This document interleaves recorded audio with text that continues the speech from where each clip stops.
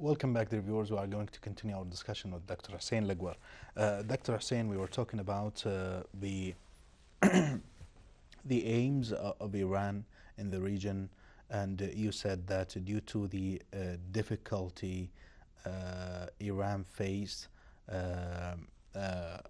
they are actually exporting destruction to the region in the Middle East, including Yemen.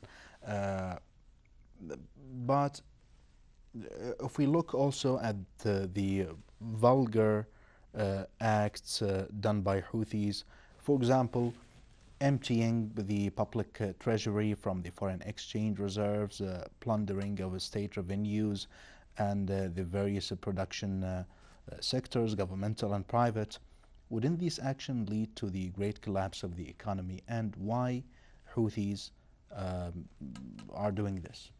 Well, the economy is already collapsed. We are not waiting. Yes, for already collapsed. It is the economy of the country is Why already they collapsed. did First of all, those people came from mountain.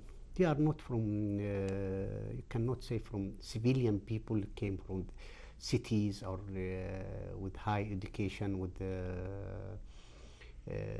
civil behavior, civilian behavior. They came from there, and they found themselves in governing state institutions completely. Among this is treasury, the bank, the central bank, and I think it is part of it can intentionally have been done to collapse what was remaining of the institution of the state. With even the ex-director or the ex-president of the central bank was trying to keep at least the central bank out of the influence, but he couldn't tell the empty the whole the bank from the resource completely. For that reason, they shifted the central bank to Aden in order to be under control the legitimate state, and we know how much certain countries were against the delocation of the central bank from Sana'a to Aden, because they want Al-Houthi keep this card in their hand. Part of it because they are in hunger of money.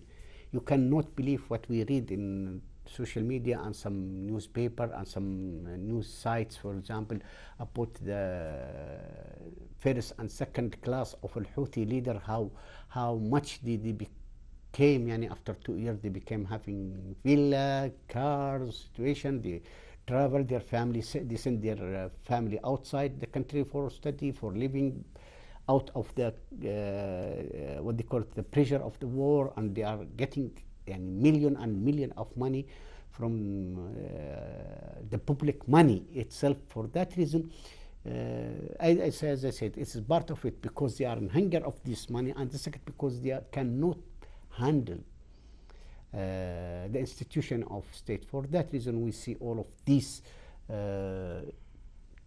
complication of their management of the institution, of state institution in Sana'a. For that, I think, unfortunately, also the legitimate government,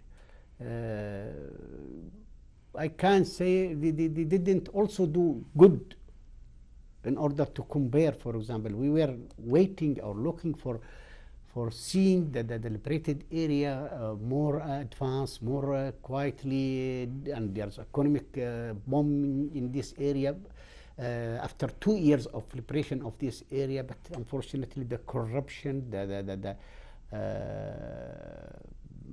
maladministration, the failure of ministers, the failure of the government didn't achieve a lot of things for the people in the liberated area. For that reason, even Al-Houthi themselves, they are saying to their population, look what they did for the other people, while they are less density of population in the liberated area, and comparing with the population in the area of Al-Houthi, which is more populated than the other region. For that reason, I say it is maladministration, really maladministration by Al-Houthi intentionally, and by the legitimate government, because maybe the ability of certain of their responsible are not to the level of the need of their job to do. For that reason, we have to acknowledge that, admitted that the situation in the country did not herald by any hope, at least for the foreseen time, the future. We are waiting, just we don't know. People are just waiting that their destiny like this. They can only ask, pray for good to help them, nothing, but hoping that thing will be changed by a way or another, or this war will put an end for this code dicta in Sana'a in order to pass this humanitarian this humanitarian catastrophic in the country. That's a great. If we look at the Al-Hudaydah port city and its a strategic location when it comes to the access of a humanitarian aid to the affected people. The Kingdom of Saudi Arabia, the Arab coalition led by the Kingdom of Saudi Arabia, called on the United Nations in the past to supervise Al-Hudaydah port city. Do you think that this is because the Kingdom of Saudi Arabia, including the Arab coalition countries, are trying to actually give the United Nations the chance to monitor and supervise the violations of Houthis? Well, this suggestion was being given suggested to United Nations to monitoring or to control, supervise the Al-Hudaydah port in order to prevent smuggling of arms, for example, in order to organize and to distribute their humanitarian aids. This is really something, sorry to say, that Al-Hudaydah and the area of Tihama, this is the western coast of it is one of the rich area in the country by agriculture, for example. It was the basket of food for the country for long date, and unfortunately today they are the more who is suffering really the famine.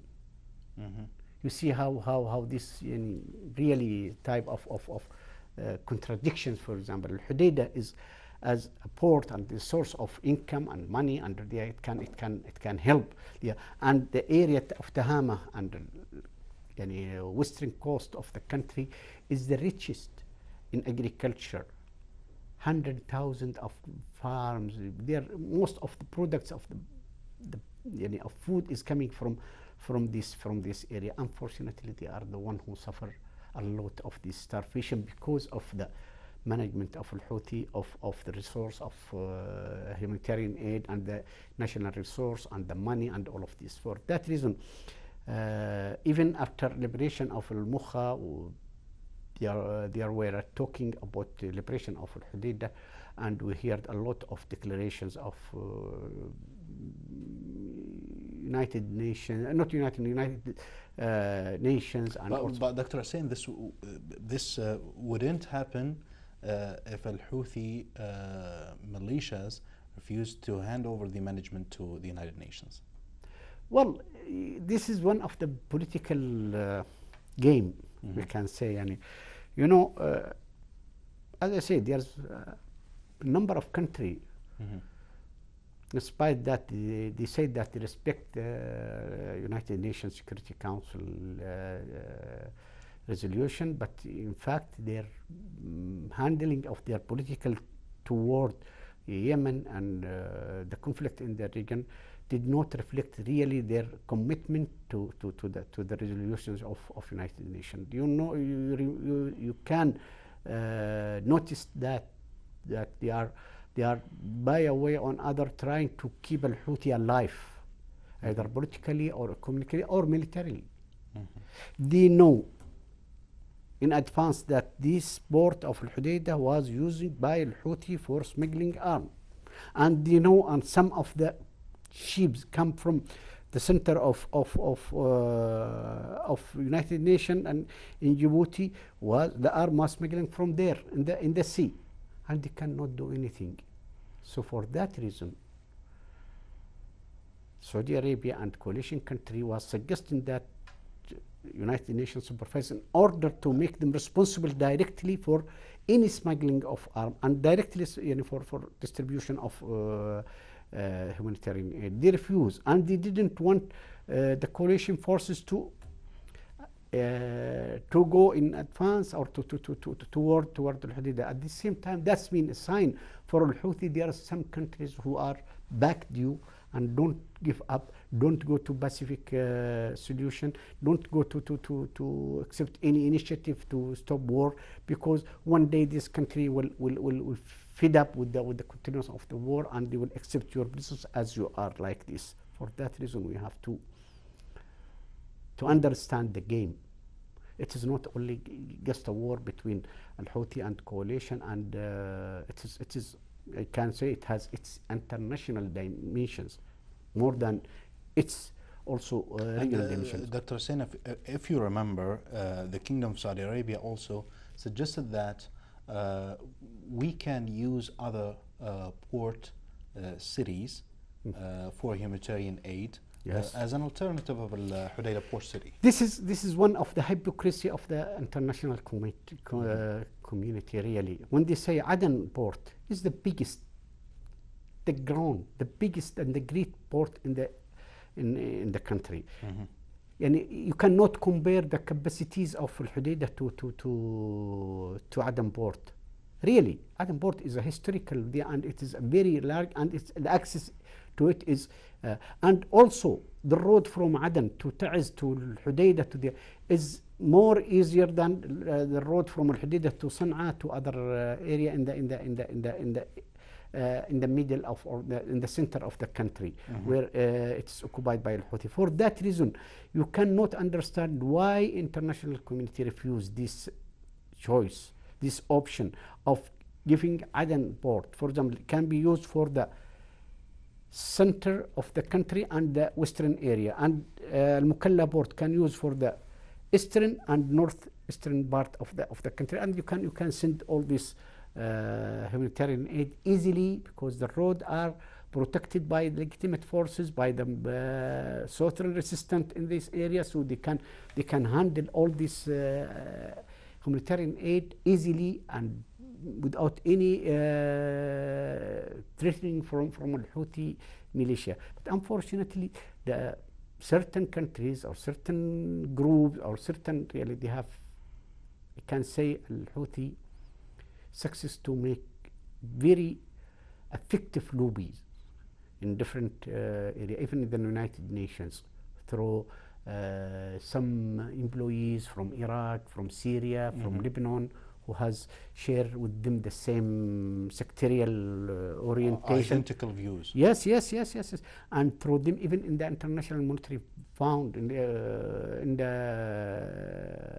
International Bank, all of the presence of these people from certain countries sharing Al-Houthi the same sectarial background has affected the resolution or the decision of this institution. For that reason, a lot of things to be done in front of us in order to overcome this crisis in the country, not only for the benefit of the population, but also for the future of the people of this country, because we cannot continue struggling years and years just living in a situation of war, because at the end of the day, one day we have to this war, its effect will spread to other areas. So for that reason, we have to either to finish with this war, either military and end everything, or to find a solution that really prevent more and more of the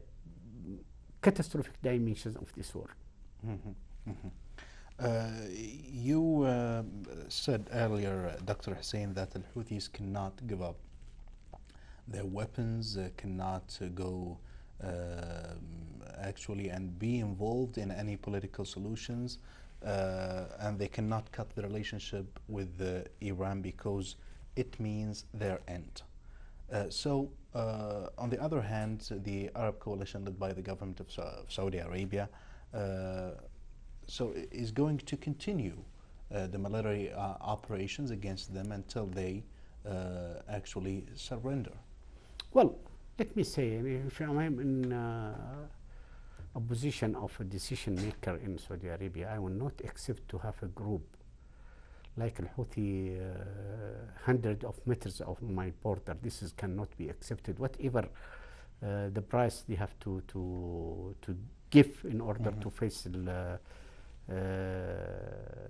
this group, either military or politically. For that reason, unless I'm repeating this again and again, if we Al-Houthi did not give up and surrender the arms and accept to be a political fraction in the country as any other fraction and parties, no one will be in safe. Even we in the southern part, why we are sharing or we are fighting today against Al-Houthi, not only in our area but beyond our area, because we know the danger, the risk that if Al-Houthi continue its political, we know the danger of Al-Houthi by its what they call it, relationship, regional relationship, by its sectarial way of thinking. Those people think they are the only people who has the right to control the country, to rule the country. You cannot imagine, for example, a group of 5% of the population think they are coming from special race, that they are having the right to be a ruler. No one else out of this group of race have the right to be a president, or they have to control everything. You cannot imagine that 5% of population will control the whole country. No. Their danger, as we see it, for example, before the war, before the beginning of the war, when they performed a military maneuver on the border, on Saudi border. You see, many people forget this event, but we as a citizen of the country and also interested in the political situation, we really know the danger of Al-Houthi. So for this reason, I think we have not to give them any chance to survive with their military and political force in the country. Excellent. Dr. Hussein Lagwa, the political analyst, thank you very much for joining us. Thank you very much, Zain, and Shahr Mubarak once again. Thank you very much, Dr. Hussein. We've reached the end of this episode. We cannot but thank you very much for watching. A special thanks for Muhammad Al-Qasim, Salim Al-Arabi, Badr Al-Arisa, Khalid Walid, and the director of this program, Firas Kinani. Until we meet again, have a good and pleasant time. Wassalamu alaikum wa rahmatullahi wa barakatuh.